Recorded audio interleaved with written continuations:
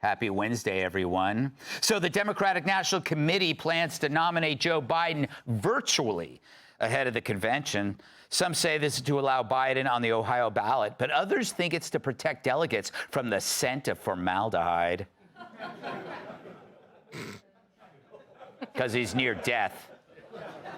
Earlier today, the jury in the Trump hush money trial began deliberating. The judge told jurors they must be unanimous if they find Trump guilty, leaving the prosecution to request mail-in ballots.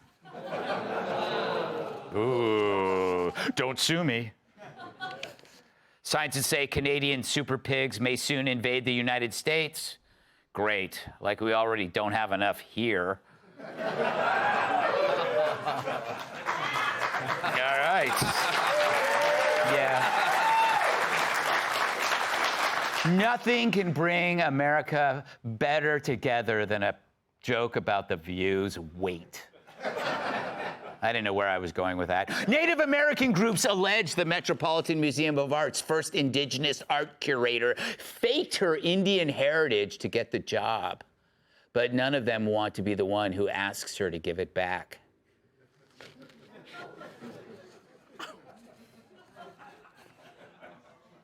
You know, I'll just sit here until you guys address the fact that that was a decent joke.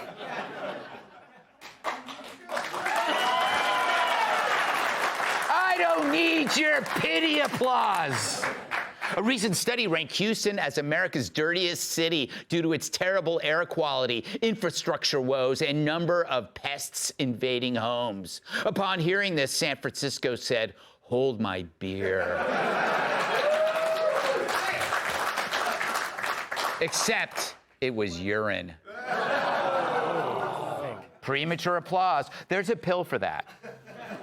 A study revealed that having kids may shorten a man's life, especially if the kids are the Menendez brothers. Wow, what a time machine for that one. Wow. Yeah. Google it, you kids born in the 90s. A new airline named Bark Air is designed specifically to prioritize dogs. The problem is they all want to fly with their heads out the window. Adorable, but dead. In Washington, D.C., the giant grocery chain has announced a ban on large bags. Great, now where will I shop, complains one large bag.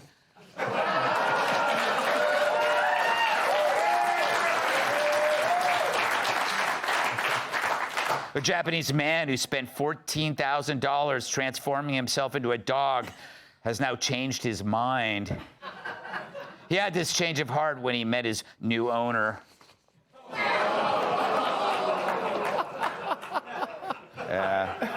Why? And the Mexican government says the arm of a mummy came off after it was mishandled by the museum staff. It's the last time I go to Mexico, says one woman. All right. So while Joe naps on the commode, the Dems are in panic mode. There's never been a better time not to be a Democrat. The whole party is falling apart like Michael Cohen piloting an Iranian helicopter into a Gaza pier. Oh, wow, it was worth it then. According to a new big story in Politico, a pervasive sense of fear has settled in at the highest levels of the Democratic Party, meaning the people who have to feed and change Joe Biden. One insider actually called it a freak out, as in we got to get this freak out of the White House. Politico interviewed a bunch of Democrat operatives, most of whom didn't want to be named, and I don't blame them. Being a Democrat right now is like being a blimp salesman after the Hindenburg. Your main product's a disaster, and it's leaking gas.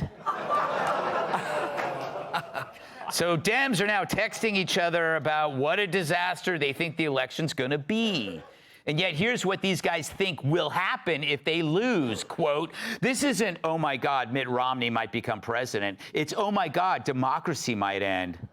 Of course, Dems have been saying that crap whenever they're about to lose. Democracy's always about to end. Just like when they said global warming is just 12 years away from killing us all, when we really know it's Hillary Clinton. And see, they're warming up. And when it doesn't happen, they just reset the clock. But in this case, it's worse because they really believe this. They kept saying that the Trump apocalypse is real, and over again, they just actually brainwashed themselves. You know, they're like a med student who read too many studies on micropenis and is now convinced he's Jesse Waters.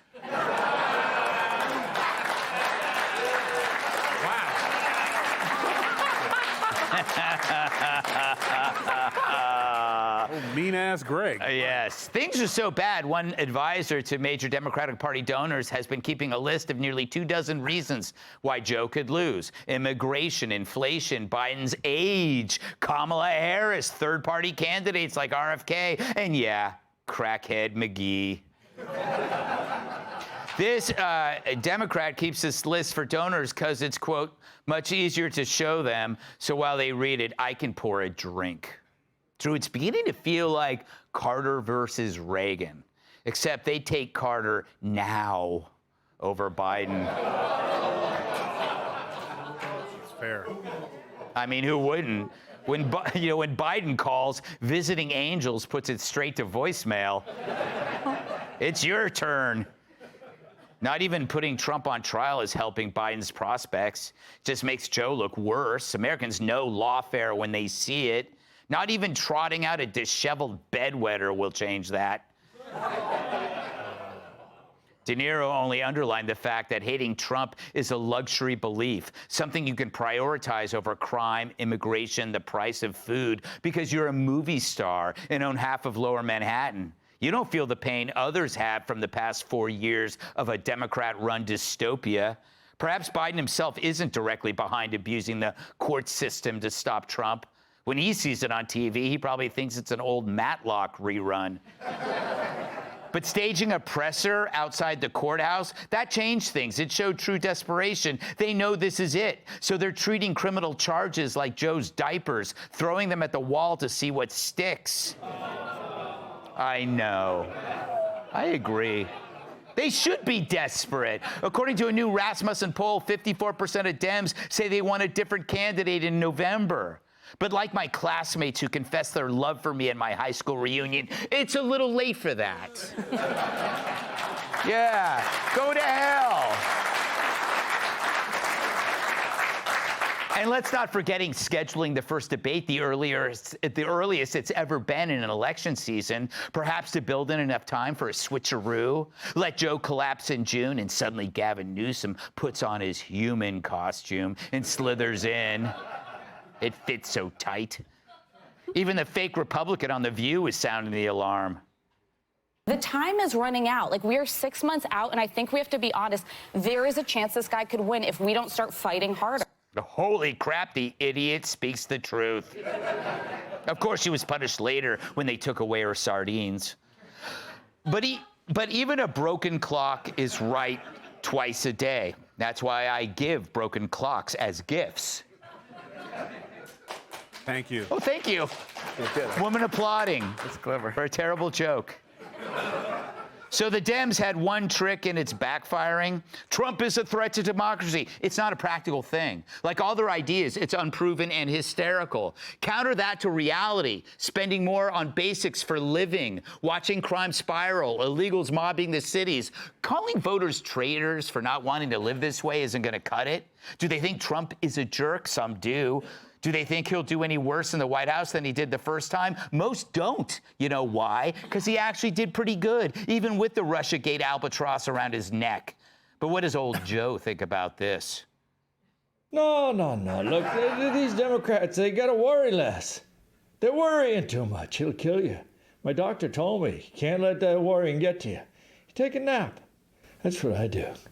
And I go to sleep at night, and whatever problems I have, they're all gone in the morning. I forget all about them. And, it worked on election night last time. They said, Joe, go to bed. Go to bed. When you wake up, you'll be president. And what do you know it happened? Say goodnight for the light of daytime is me. Let's welcome tonight's next guest, her sage advice makes men out of mice. Host of the Sage Steele Show on Bill Maher's podcast network, Sage Steele. The only thing sharper than his jab is his wit. Host of Good Guy, Bad Guy on ESPN, Chael Sonnen. Her motto, give me liberty or give me soup. New York Times bestselling author and Fox News contributor, Kat Tiff. And he once arm wrestled Superman, and the loser had to wear his underwear on the outside. New York Times bestselling author, comedian, and former NWA world champion, Tyrus.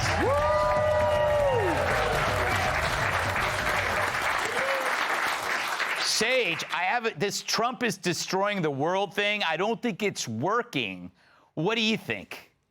I think it's beautiful to watch the fact that it's absolutely, positively a disaster. It's not working for them. Mm-hmm. It's so cool, though, to be, and I travel all the time, airplanes, people come up all the time. Guess what? Of all different colors, and they're like, do you believe this? I never thought I would say that I would vote for him, and now look. And they still whisper, right? They say it quietly. Maybe not down in the beautiful state of Florida where I'm about to pick up residence full time. Thank you. Nice for you. I have a brain, yes. Thank you. Right. But it's fascinating to see it. And again, when they talk so much about the black vote and losing the black vote, you know what? I think that those rumblings were there a couple of years ago, and now, absolutely, it's legit. They should be afraid. Mm-hmm. Like, what does he have to offer them? What does he have to offer anyone? That's why people are saying the T word, Chael. Do you agree with 54% of the Dems that they need a new candidate? They seem very nervous. I question the sincerity on that, in all fairness. I mean, it seems like a kind of a popularity thing where they blow. The single best politician the Democrats have is Gavin Newsom, and he is going to be a big problem down the road. But Biden seems to get things right. Here's what I would know if it was sincere. If you asked somebody that was a Dem, would you rather somebody else? Then you must ask the follow-up question of who. And I guarantee they will not insert whether it was Whitmer or Gavin Newsom or even one of the squad. It's just something they say. Don't you think I think it's the first time, at least in the last 20 years, where there hasn't been, okay, if not this, then this person. Right. Mm-hmm. There's silence. I feel like I don't recall the last time that happened on the Democrat side. Yeah, that's true. They never shut up.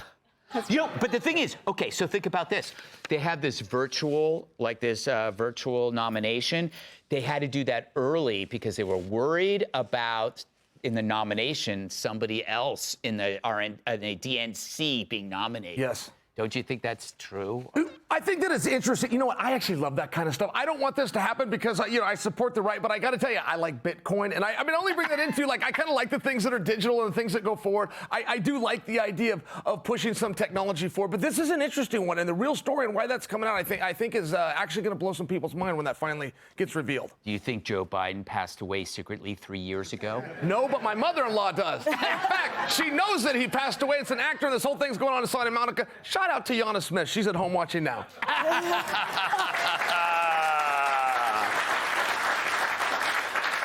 Kat, were you surprised or shocked by Elisa's point on The View? I was. No. I don't get not being more worried, really. And I think that it seems really low to just be 54%. Maybe it's because I can't see anyone else. But I think kind of what it is goes to Sage's point, which is for some of these people, what a Trump supporter is, I think, is just like a mythical, elusive creature in their mind. Because the way they talk about him, certainly no one in their real life would want to be open with them. Maybe I'm thinking of voting for him or this. They think that everybody who supports Trump is just like the people who were at January 6th. Right. They don't understand that there are a lot of people who might not even necessarily support him that are going to vote for him. It's actually not a monolithic group of people. And because they don't want to ask these questions and actually figure out why, they're not going to find out why. And it actually wouldn't matter who they ran at this point, because I think it would be the same playbook of Trump can't win, Trump can't win, Trump can't win. It doesn't even matter who the candidate is, because they're just saying, not this guy, is basically what they're running on. Yeah, you know what's interesting? It's like Trump is what you can imagine, and Biden is what you see, right? It's like nobody, the Republicans, you don't have to imagine Joe Biden. You can just say, just listen to the guy. But Trump, the Democrats really don't want Trump to talk because he's really focused and he's angry and he's defiant. So they need to create these like kind of amorphous dystopian what ifs. He's going to end democracy. Because if you listen to Trump, you go like, you know what? I don't have to like him. He seems to make sense. Well, he is going to destroy democracy, Greg. Saw it last time when he got in. Yes. First thing he did is he made everybody wear white uniforms, the army, and then he wore like this black uniform and he had like this red lightsaber thing. Yes. He kept choking congressmen. It was trying to take over the world, but luckily there was a couple rebels that blew up the whole thing. Otherwise, we'd still be stuck in that horrible. Yeah, it is made up, just like the movie I just said. Yeah. Listen, there is no substitute, Greg. Mm-hmm. They only need him for 6.5 more months. Yeah. They just need him to cross the finish line. Their entire campaign is Trump, is anti-Trump. So you don't need to go speak and kiss babies when your entire campaign is the opposite of whatever he said, and he's a felon. That's it. Once they get the election, they believe they have 81 million. We always talk about numbers. They had a big turnout to stop Trump. And I think a lot of that had to do with the pandemic, but they're not banking on that. They're not banking on anything else. Biden couldn't be more involved in this courtroom if we put his blubbering self outside the building, but he doesn't call the shots.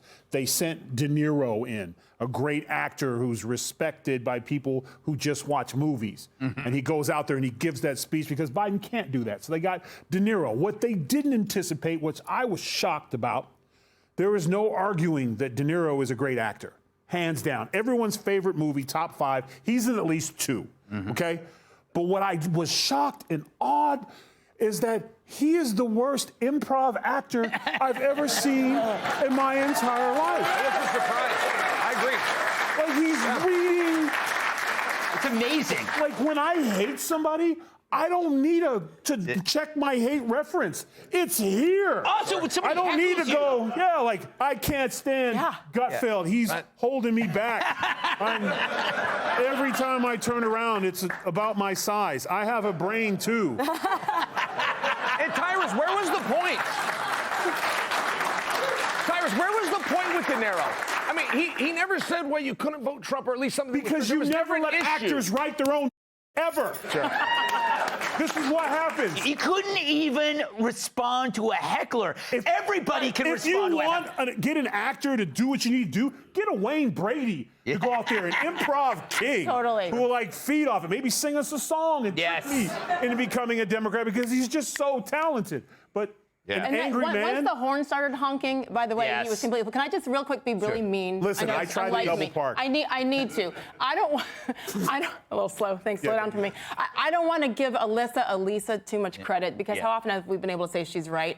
She worked in the Trump White House. That's Her true. entire career is because of the Trump White House, and she was behind everybody there. And then all of a sudden he loses the election, and what does she do? She jumps to CNN and now to The View. She's an opportunist, and so that's it. You're one and done. We're done. Absolutely. No. All right. No. Elisa is a poor man's Omarosa. Up next, the latest report from New York's Kangaroo Court. That was good.